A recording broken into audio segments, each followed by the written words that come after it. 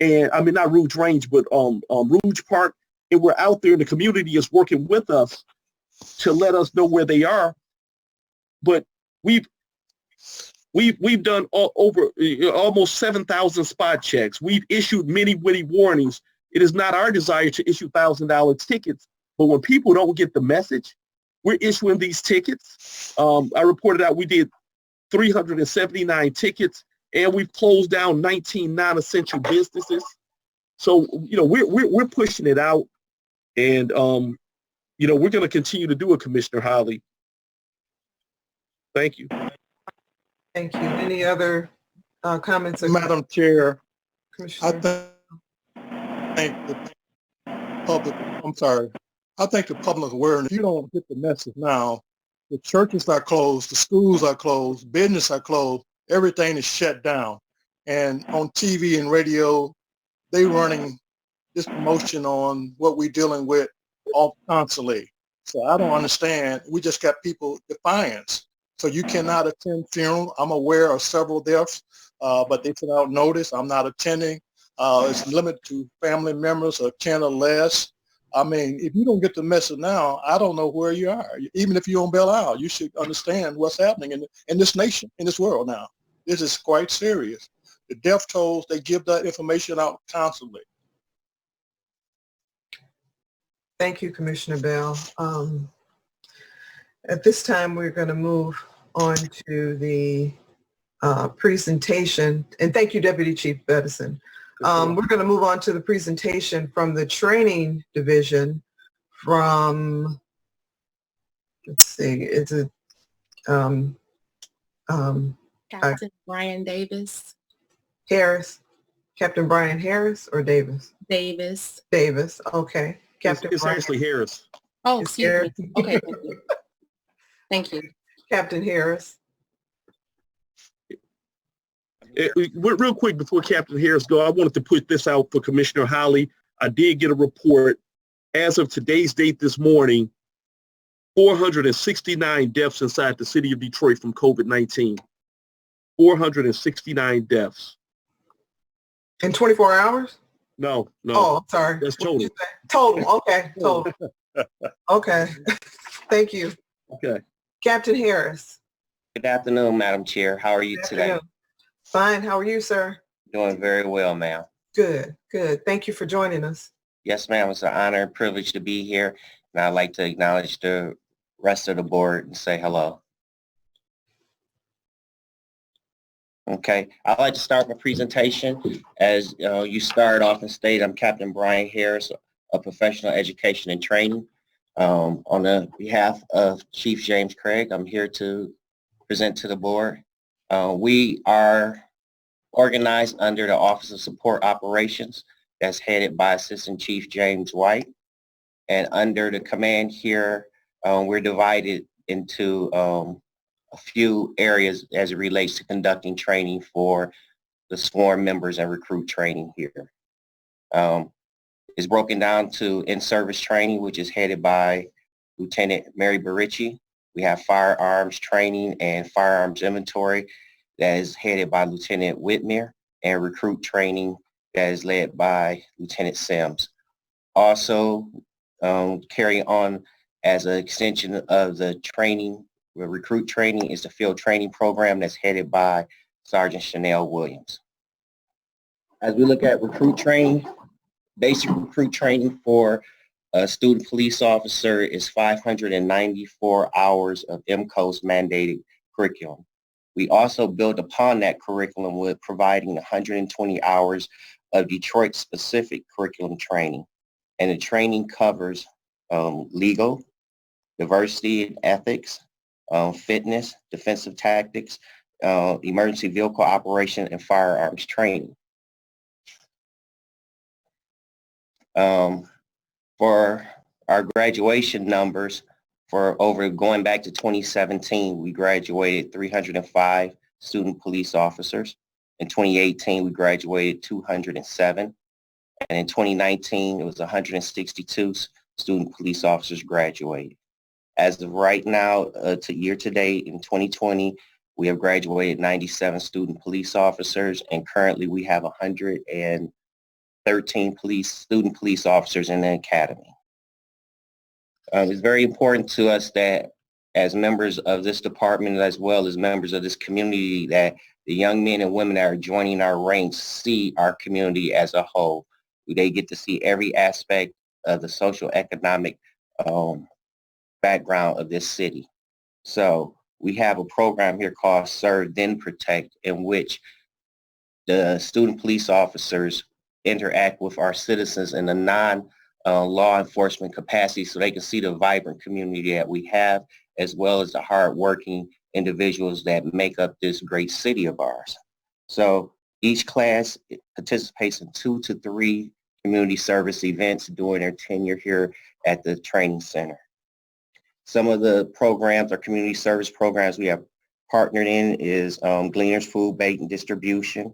We also food and sundry distribution at some of the area homeless shelters. Also, we have a Bridging the Gap initiative where we go and assist with back to school distribution of school supplies to students of DPS, or Detroit Community Schools, I stand corrected. And also we done coat drives, and we adopt families during the Christmas holiday.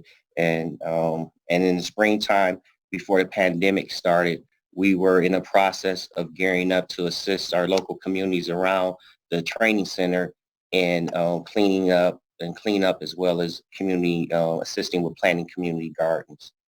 As we move on to in-service training for sworn members, we have a 40-hour in-service training that's mandatory. It's also, this mandatory course that we have here exceeds the MCO's recommendation standard for annual training.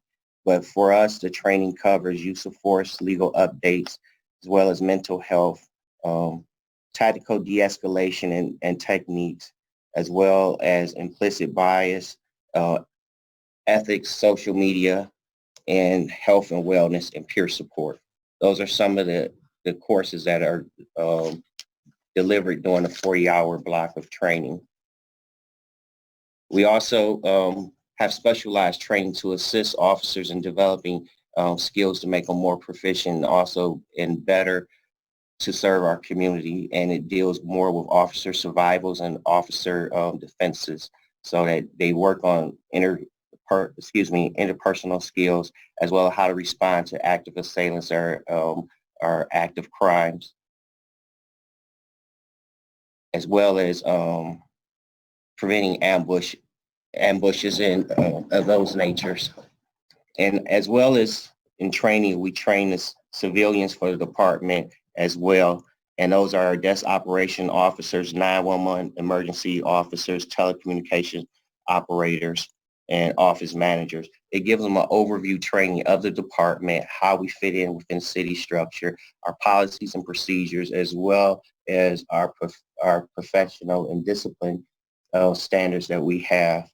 And it gives them a quick viewpoint of how, what it means to be an officer and how we can better serve our community here, and some of the unique circumstances in which we're called to perform our function.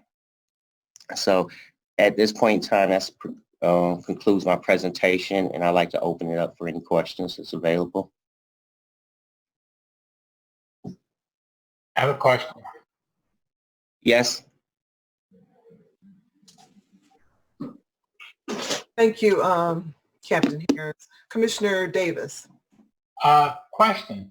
Has anyone at the academy came down with the virus, and how are y'all doing your social distancing? Yes, sir. Through the chair, there has been members of the department, as well as student police officers, that have come down with the COVID virus. Just for clarity, we have suspended recruit training on March the 24th, and we started exercising social distancing, where we broke the classes down to 10 member squads and placed them in different classrooms. By doing that, it allowed us to do social distancing. Well, we moved a class to the afternoon shift to ensure that we had enough area to have social distancing. For members who have tested positive, they have gone through the COVID hotline, were identified and received, they were quarantined and gone through the process and brought back to work. So we have been practicing social distancing. And and to further clarify that, in the meanwhile, to assist with the numerous members of our department that have COVID are out quarantined, and they have been reassigned to administrative functions to assist with the workload, as well as our unit was collapsed and sworn members are reassigned to patrol, to augment patrol staff. Any other questions, commissioners? Madam Chair. Commissioner, I heard Commissioner Birch. Yes, thank you. I wanted to ask, your name is Mr. Harris, right? Yes, Hello? ma'am. Yes, ma'am. Yes, Can you hear okay, me? I wanted to ask, yes, I can hear you. Can you hear me? Yes, ma'am, I can. Okay, I wanted to ask, when you mentioned you volunteered, I'd like to know the extent of your volunteering, because right now we're looking for anybody that would like to volunteer and join our group to make the mask, homemade mask. Is that something you'd be interested in? We may be able to assist with that. I don't know if the specific skill set we may have here to accommodate that, but we're perfectly willing to assist the community as needed. Why don't you get my number from DC Medicine, and then we can discuss it off the air. Yes, ma'am. We supply all materials.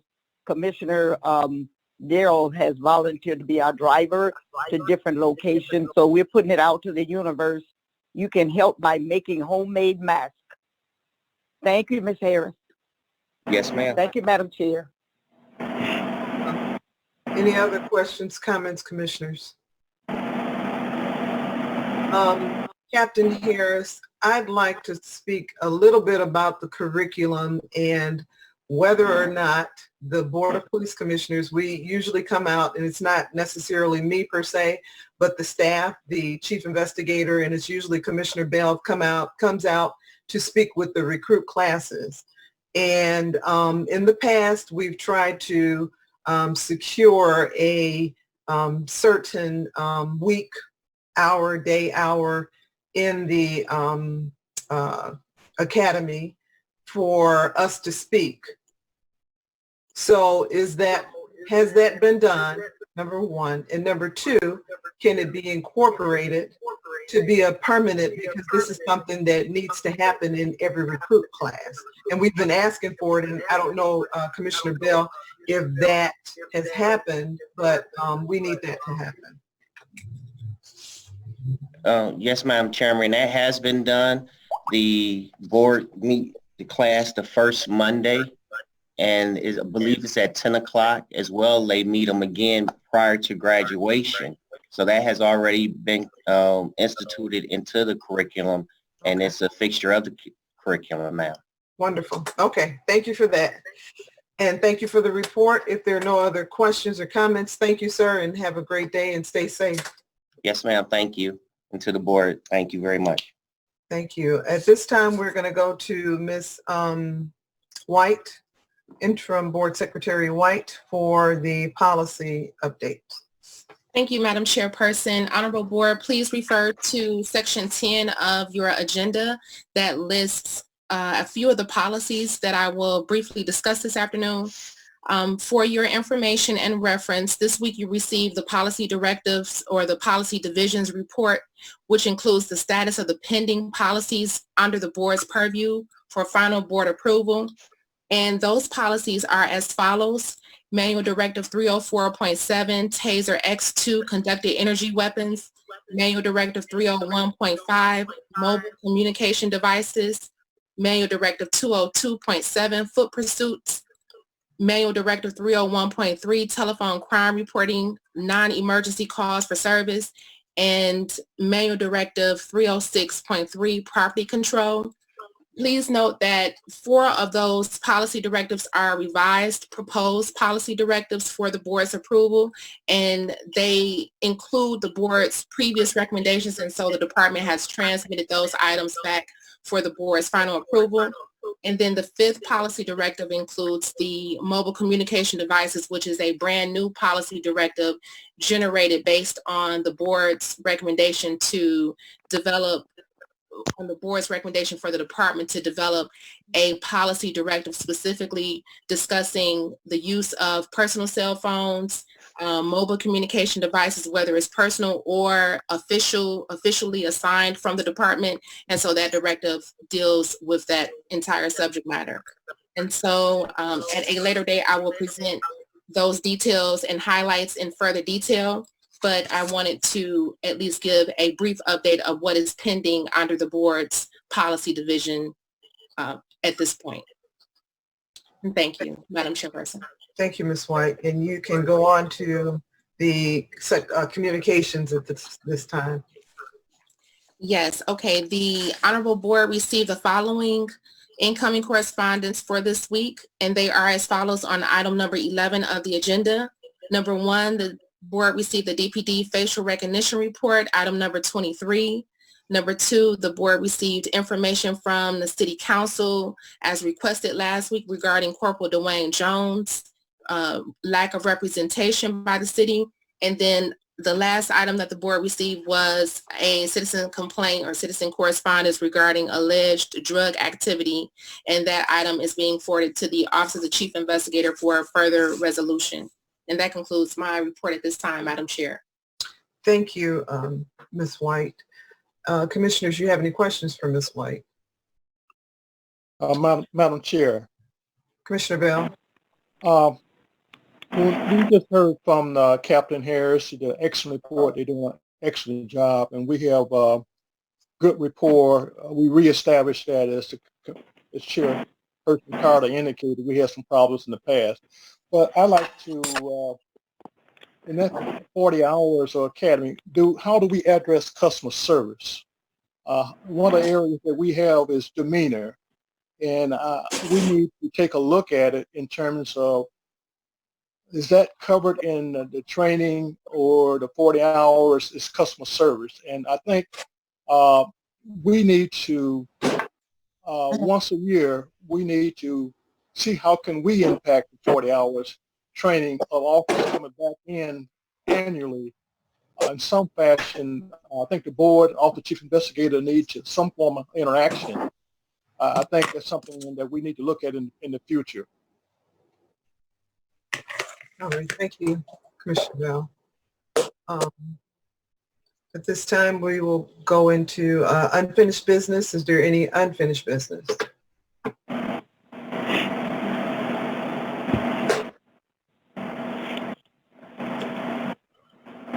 Madam Chair. Commissioner Birch.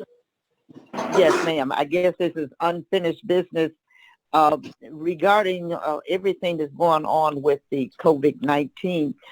I just wanted to say what we've been doing in our neighborhood since it's social distancing, that we call each neighbor and we actually dress, put our mask on, and go outside and wave from a distance. That way you're getting to see your old neighbors without, getting in their face. That's something we've been doing. And I wanted to remind the people about the census. We have that out available on video. I can send it to all of the commissioners so they can share with their community to make sure we get that count in. And the last thing is that there's a non-emergency number for anybody to call when they don't have to call 911, and that's 313-267-4600. And I want to say hi to Eva DeWalsh. I miss you, Miss Eva, if you're listening. Thank you. Thank you, Commissioner Birch. Commissioners, Ms. White sent early under unfinished business. She sent the salary for interim chief investigator Akbar. The salary range, I think, is something like, let me pull it up.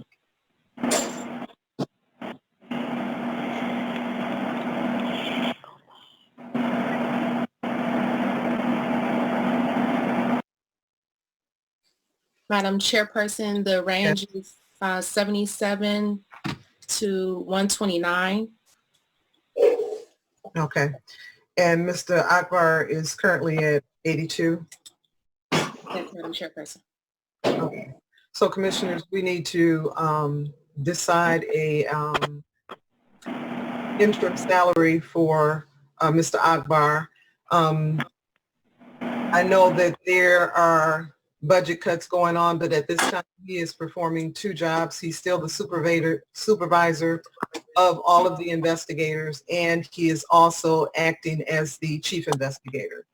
So I think that it's appropriate for us to determine an interim salary for Mr. Akbar during this time. So, Madam Chairperson, Reverend Holly.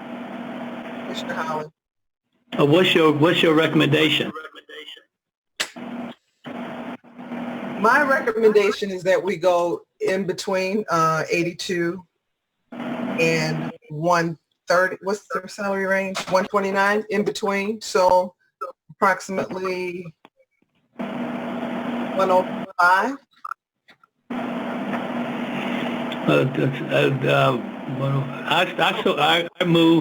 I so move. I second.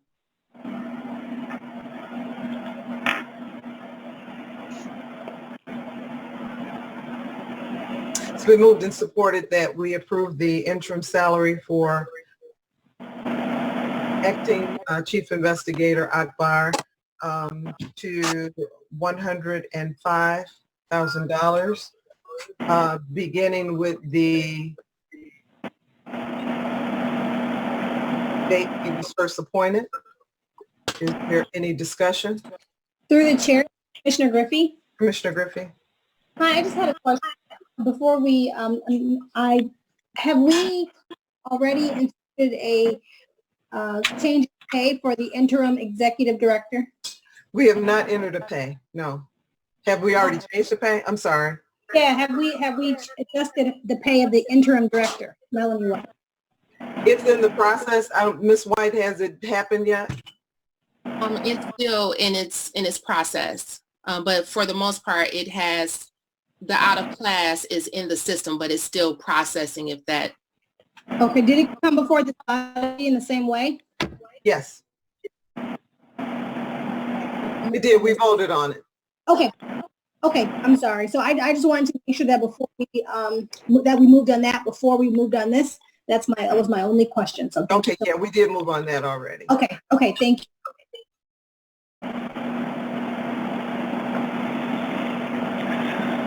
Previous question. Those in favor? Aye. Aye. Aye. Those opposed? Nay. A nay? Yes. The motion carries. Thank you, commissioners. At this time, we will move on to the announcements. Our next meeting will be Thursday, April 23rd at 3 p.m. It will be a virtual meeting. Our next community meeting will be Thursday, May 14th, 3 p.m. Virtual meeting. At this time, we will have oral communications from the audience. Please give your name for the record. And Mr. Brown will be conducting, how many? Madam Chair, I currently have 7 speakers. 7? Yes, ma'am, 7. Okay.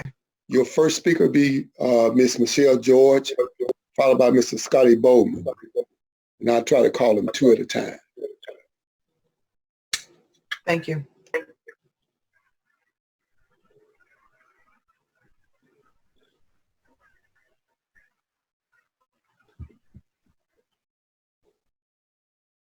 Ms. George?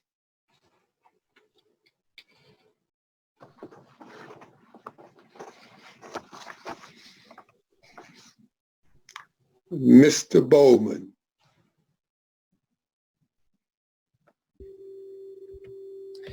Okay, I hope you can hear me. I don't know, Miss George may not know to push *6 to unmute, so maybe she'll do that, and then you can get her on next time. Okay, let me just state this quite clearly here.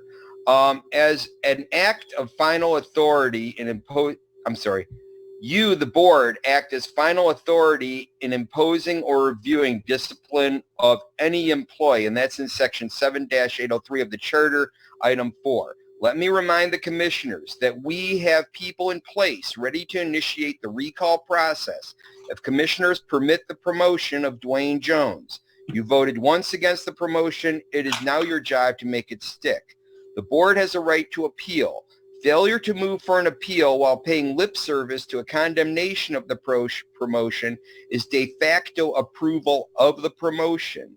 We must make it clear that we don't recognize any effort by anyone to usurp the board's final authority on promotions. It is their duty to instruct the DPD to refrain from this promotion and instead dismiss this bad apple from the company of Detroit's finest. This may be challenged in court. Insubordinate elements in the DPD may try to defy the board. It is their duty to take on court challenges and dismiss insubordinates. There are a variety of ways to enforce policy, including reallocating funds in the city budget. I should have said the DPD budget. Grant Ha is siding with brutal Corporal Dewayne Jones and saying that the arbitrator must be obeyed. He is collaborating with usurper George Rommel to violate the Detroit City Charter. The Board of Police Commissioners must hire a different attorney to fight this in court if there is a court challenge to the disapproval of this promotion. I noticed these Zoom meetings haven't been posted online, and please do that. One final word on another issue. I understand they are still fining people $1,000 for exercising their right protected under Article 1 of the Michigan Constitution to peaceably assemble. If they keep doing that, a reminder that is violation of civil rights under color of law. It is a crime. Good. Thank you for your comments. Ms. Joanne, go ahead, Madam Chair. No, go ahead. Ms. Joanne Warwick. Ms. Warwick? Yes. Hello, may I be heard? Yes. Okay. Well, thank you for having this meeting in these strange times.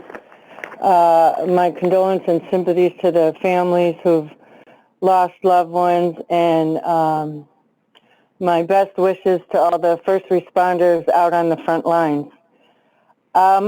So, I'm concerned about this promotion of Corporal Dewayne Jones using that kind of force. It really sends a terrible signal, not only to the other officers, but to the people of the city of Detroit. And while Mr. Boman cited some things I haven't thoroughly reviewed, but it does seem that, from what I can tell, that it is the final authority is this board.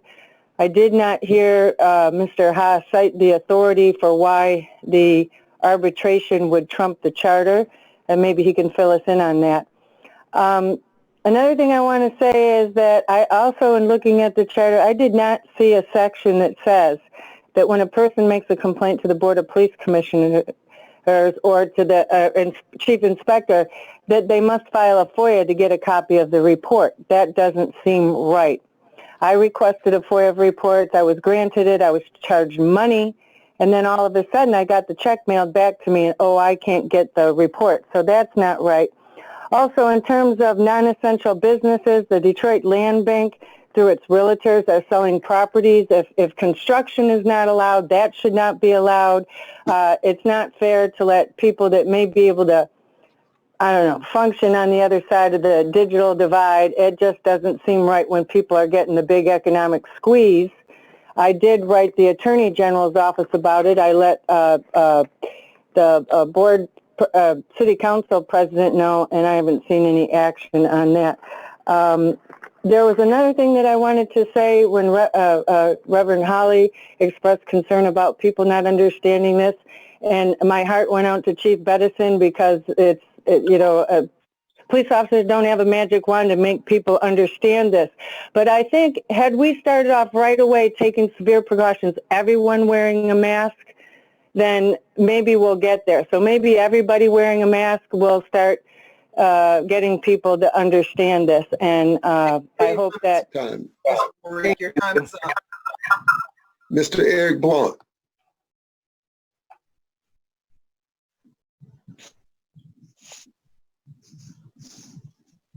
Can't find him.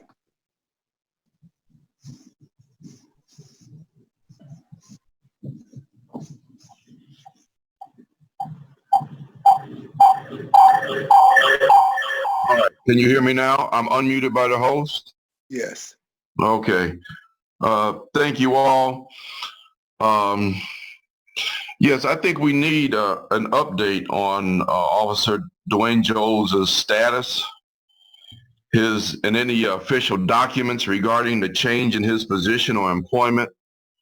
Related to this issue, please, somebody explain how the city charter can be made mute and void by another authority. As you begin this meeting, you talk about the city charter and what section gives you the authority to do what you say you can do. And the city charter is clear that the power of the Board of Police Commissioners has power over promotions of officers. And the Board of Police Commissioners did vote not to promote Dewayne Jones. Next, in light of this promotion, if it stands, and we hope it doesn't, what other authorities have the power to override the city charter? And lastly, I am demanding that this Board of Police Commissioners issue a public statement against this promotion and also include a formal request to the Wayne County Prosecutor's Office to appeal the judge's decision to remove the felony charges against Dewayne Jones before this case trial. And there is precedent in doing this. April 7th of this year, the Genesee County Prosecutor did appeal of felony charges. So please consider this in your deliberation. Thank you very much. Thank you, Mr. Blunt. Ms. Ashley Smith. Yes. Can you hear me? Yes. Yes. Hi, I'm the sister of the victim, and right now I'm actually embarrassed as someone who lived in Detroit. I don't understand how an arbitrator makes an overall decision, because if that's the case, we don't need you guys there. We might as well not exist as a board. There's a charter. I believe in the Constitution. I'm a veteran, so this is not only shocking, but the perception of Detroit to allow him to not only get promoted, but to receive back pay, it's a slap in the face. My sister, nor has anyone in our family, not one of us have received an apology. I haven't seen anything that shows any type of remiss or as if an apology towards these actions. But if this is a decision, and I agree with Mr. Blunt, who said there should be a public statement, because the perception is that not only are you guys okay with this, but you support it. Everyone doesn't know. Everyone's not going to read. Everybody's not going to go through the proper protocols. It's about visuals as well. So visually, this is appalling. I'm disappointed. It's disgusting, and words cannot express the anger that I feel right now. So that's the rest of my time. You guys can have it back. Thank you, Ms. Smith. Ms. Cindy Dara.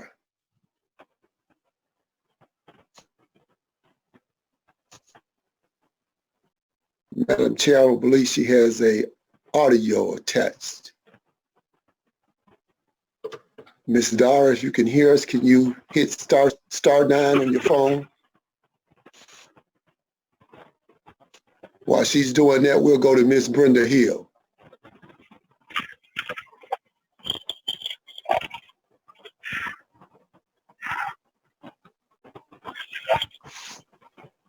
Ms. Hill? Yes, I can hear you. Yes, so I have a couple of things.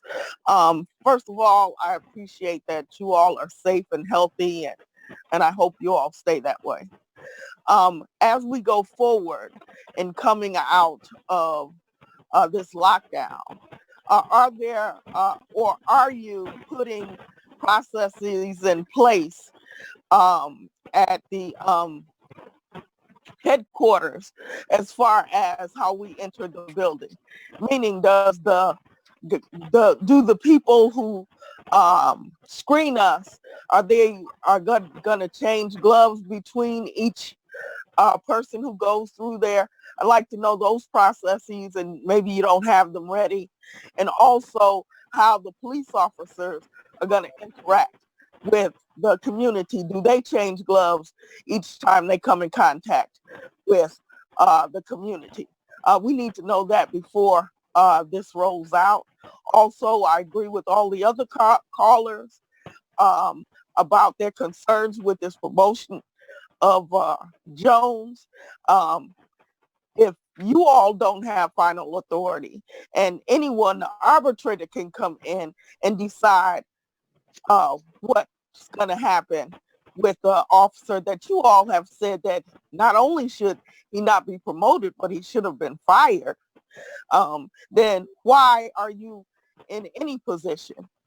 And also, does anything change with you when we go, when the president has a national emergency, the governor has a state emergency, and we see with Duggan, who has omnipower at this point, does anything change with your powers under Duggan as the mayor in this time? Thank you. Madam Chair, that was your last speaker.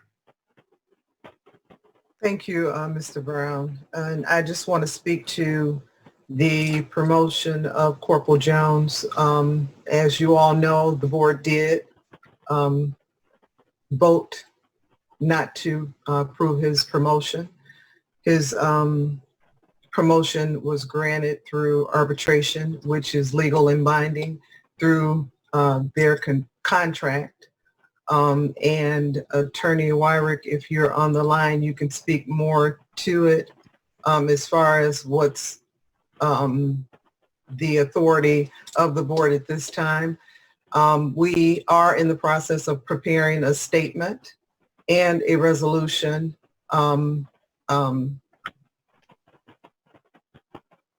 with regards to Corporal Jones' promotion. We understand your frustration. We are frustrated too. As I said, we did vote for his promotion to be denied. We did deny his promotion. And through the union, the process, the arbitrator ruled that he shall be promoted. I'm pretty sure that's what it said, he shall be promoted. And they granted, the arbitrator granted the back pay and the promotion, not this board. So we will look into our legal, what we can do legally to pursue any actions that we can take. But that at this time, the arbitrator's ruling is binding. So with that, we will go to the next agenda item, and we will keep you informed. Like I said, we do have a letter that's forthcoming. Mr. Wyrick, you're unmuted. You prepared something today, but what happened? We lost him.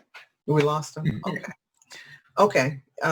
We're in the process of preparing. Mr. Wyrick, lost him again. Okay, we'll just come back to it. But we are in the process of preparing, like I said, a resolution and a letter, a statement for to be put out. Mr. Wyrick? Yes, can you hear me? Oh, we can hear you. Yes. Okay. Yes, we there is a 1977 Michigan Court of Appeals case that came out of Detroit that basically says that an arbitrator's ruling can be appealed based upon public policy grounds. The only differentiation here is that in that particular case, the officer was convicted of a felony criminal sexual conduct. Okay. All right, Madam Chair, Commissioner Bell. I would hope that our legal team can pursue any legal recourse, notwithstanding what he just said. We perhaps can take it up and see if there's a possibility. Any legal challenge, I think we should explore all the options, whether it be the misdemeanor. This person is on probation, as you well know. He's doing community service. And I would hate to see that this sergeant, newly promoted, will be assigned to patrol division. We should try to weigh in on that particular issue, that because it's quite concerned me that the community is concerned, we are concerned.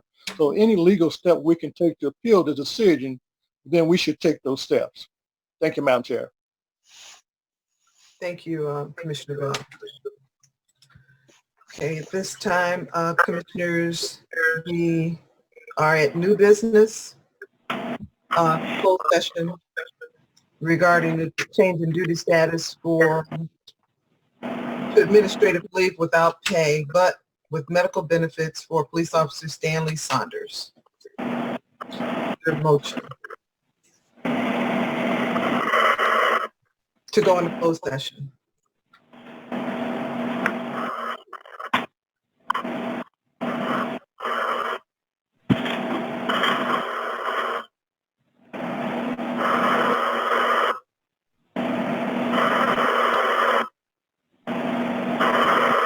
No motion?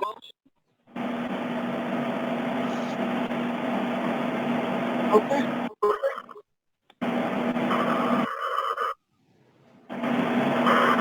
Madam Chairperson, I believe we're getting some feedback, but some of the commissioners may not have heard the actual question and what you were, the motion to recess at this time to go into closed session. Madam Chair, I so move that we move into closed session to address the personnel matter.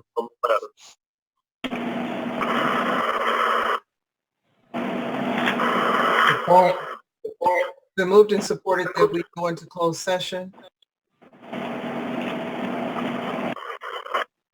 Is there any discussion? Those in favor? Aye. Aye.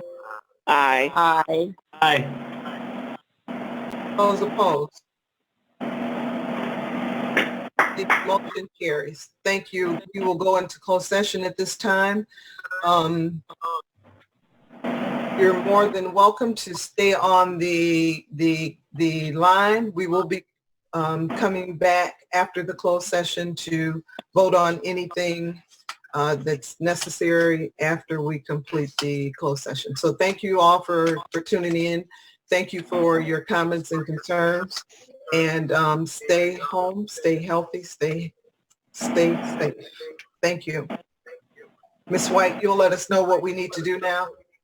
Yes, at this time, we've stopped the recording and the hosts are placing participants back into the waiting